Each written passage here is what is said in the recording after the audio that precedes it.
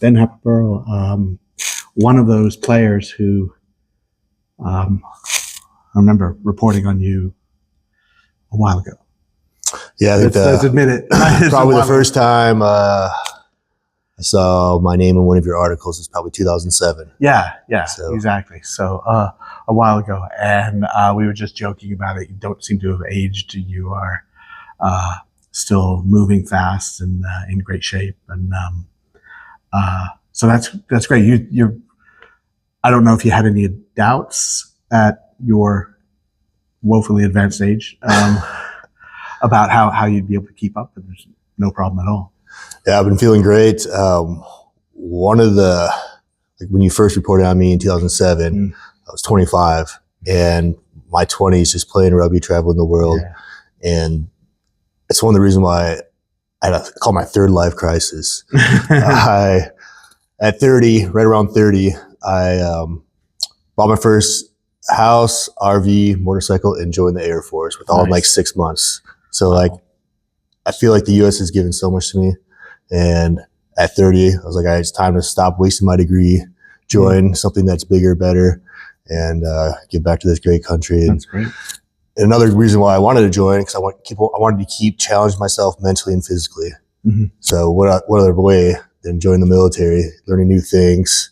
They're always going to push you to, stay in shape so you can help the brothers and sisters next to you. And another plus side is they have rugby. Yeah, well, that's true. That's right. Another plus. But there's a place for people in the military who've had life experience, who've done things, and at 30, that's actually, there's certain parts of the military like, yes, we don't have to mature you. You've done that yourself. Yes, it definitely made basic training way easier when you're older than the drill sergeants and MTI instructors and all that. They definitely lean on you to lead the 18-year-olds that are out of the house for the first time. And great experience for sure. Did you end up doing that? Yes. And then I don't like to tell people my age even back then, when I first joined. And so when the people in my flight of 52 members in basic training, when they found out my age, and they're like, this 30-year-old is smoking us on the track, they put more fire into them and, raise the level for the rest of the members that were younger. So. Yeah, but when you know all the words to Pearl Jam songs, you kind of give yourself away. Yeah. So the Air Force, why the Air Force? One of my buddies on the Barbos, he was fullback back in 2011, 2012, told him I was thinking about joining. And at that time, he was an instructor at the Air Force Academy. He played for the All Air Force. And he actually was on this team when they went up to Australia. I think it was 2010. So he actually knows some of the players that are on this tour still today. Right. So it's great to be full circle and meet some of the players that he played with. Okay, good. So what have you done in the Air Force? What are some of the tasks you can give? So I'm on my fourth AFSC, or as the Army calls it, MOS. So radio frequency transmission, cyber transport, space ops, and now I'm doing logistics. All right, so fantastic. 4 different careers in 13 years. Just keep on learning. And a lot of hard work, a lot of brain power. And I know you just said keep on learning. I mean, you have to, right? Because everything keeps changing. You have to be willing to say, okay, this is a new technology. This is a new process. Yeah, that's right. It's ever changing. Technology is just insane. And every war is usually won by who has the higher ground. And hence why the Space Force is the new high ground. Right. And they just celebrate their 5th. I think they have their 6th. I think this year will be 6-year anniversary. That's great. That's great. Did joining help mature you, or were you sort of finished in that and it was just another step? It definitely matured me. 20s, it was rugby, making money so I could play rugby and travel the world. Right. So since joining my 30s, definitely matured. Obviously, mission, family comes first now. Yeah. And then if I'm able to fit rugby in, then I'll get it in. And that's the great thing about military sports, Air Force sports, giving you the players the opportunity to still represent, and what better way, especially with rugby, it's war on the field, war on the pitch. And so it teaches a lot of great lessons, resiliency, the physicality. Son of What'd you do? Yeah, I like to clap. So the last man, the hooker's popping it to him. Picture myself going to that dark place so I can be extra physical. Picture me going up to that high ball, throwing that perfect pass in the hands, not the back shoulder for the accuracy. Just, get the opportunity, just doing all the small things that mental game. One of the funny things, John Cullen said this last year, was that he generally has a problem with authority, and he felt that a lot of guys that he associated with in the military do. Whether you do or not, playing rugby is a little bit off the mainstream, right? You're a bit of an iconoclast to say, I'm going to spend a good portion of my adult life playing this sport that's nobody's heard of. So are you like a rebel, or are you a rule follower, or maybe? I do have some type A to me, but like I said, I ride a motorcycle. Yeah. I like to push my limits, the regulation limits, try to keep my hair as long as possible, my mustache as big as possible. Yeah. Definitely push, but on the field, unlike other sports, you almost never see rugby players talking back to the referee. Yeah. It's very seldom. Yeah. And so there's a time and a place for sure. Yeah. And I think rugby and military, good combination to give people with a little bit of an outlet to let their aggression out, and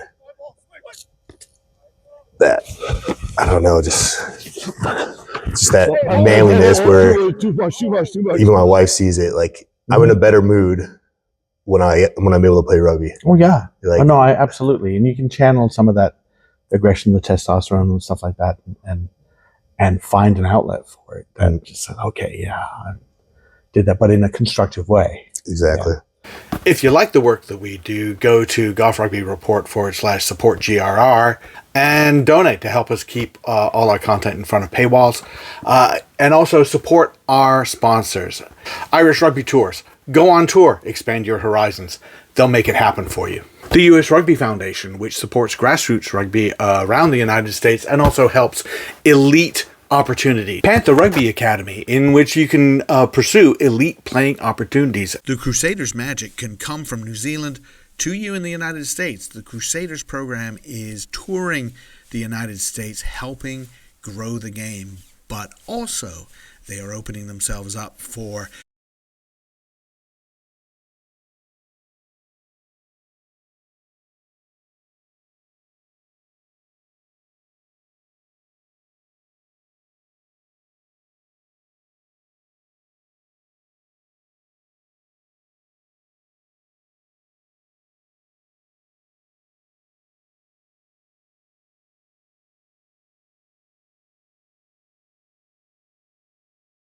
Do you want to go play rugby in college? Next Phase Rugby. That is the app to download, start your profile, connect with over 400 colleges around the United States, and get the place that you want to go for higher education and also to play some great rugby. Coming to be with this team, any trepidation about playing or just meeting, or were you looking forward to say, I'm going to see some people I probably haven't seen in a while? Being in the military, Air Force, 13 years, this is my first opportunity. Well, last year I was supposed to come, but I was on a deployed in place, so I wasn't able to. So this is the first time on an all U.S. military rugby team, and just playing with the other branches. I've been playing against a lot of these guys at Rugby Town Sevens for the last decade, and being on the pitch with them, telling jokes, telling stories. It's amazing. It's a wonderful experience. Hope to come back year after year, as long as my body stays healthy. And fingers crossed. Fingers crossed. Good. I mean, you're looking pretty good. They got you at lock? Not lock, Flanker? flanker. Okay, Flanker, that's yeah, good. I so- mean, I've been jumping in the line out and Jumping on the line out, need to be there. First one in the tackle. Yeah. Putting a lot of miles on the field, entering the back line. that's right. Try to support wherever I can. It'll be good. I think they'll be impressed. Your opposition will say, okay, well, this guy, he seems to be everywhere. We're in the Afghanistan room for which commemorates the British campaigns in Afghanistan, which have gone on multiple centuries. You did deployment. I've had one around the deployment country, around the nation, around the world. in Qatar. Okay, Yeah, 6 months over there. Right. So a lot of the missions would leave from there to go support. Right. So you're doing a lot of support on that,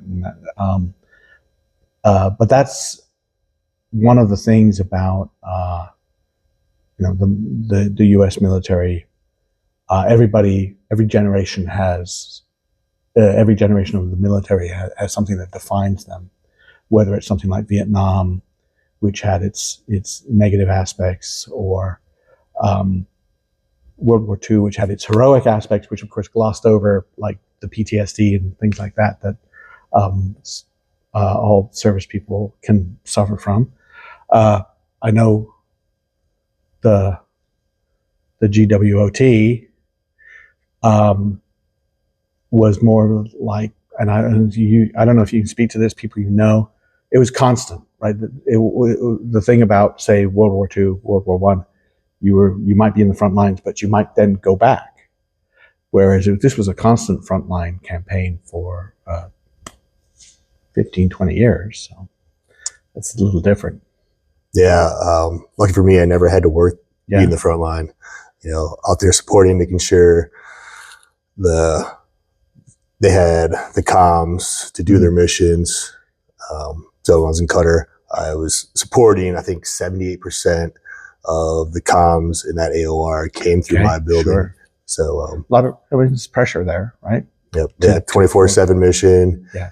Working 12-hour shifts, 120 degrees. Luckily, I was inside. Yeah. But, well, true. Yeah. but it's very warm. But and for most of the people like me, never served, watch the movies, things like that. There's always that movie where they're calling out to someone. Somebody better be on the other end. Right? It's a saying we have in comm: no comm, no bombs. So that's right. That's good. That's good. Yeah. So fantastic. So I'm glad you're having a good time. I mean, that's the thing. It's really fun here. And if you'll be able to, I think, at the games, interact more with the British military. And my experience has been, they've just been so happy to have that and remind each other that we're friends. That's pretty cool too. Yeah, that's the great thing about rugby. Like, try to kill each other on the field afterwards, shake hands, share a pint, tell stories. And this is extra special just because the time of the year, the remembrance. That's right. For sure. So, yeah, you got the poppy right on the shirt right there. All right. Ben, thanks a lot. Appreciate it. Great chatting with you. Thank you.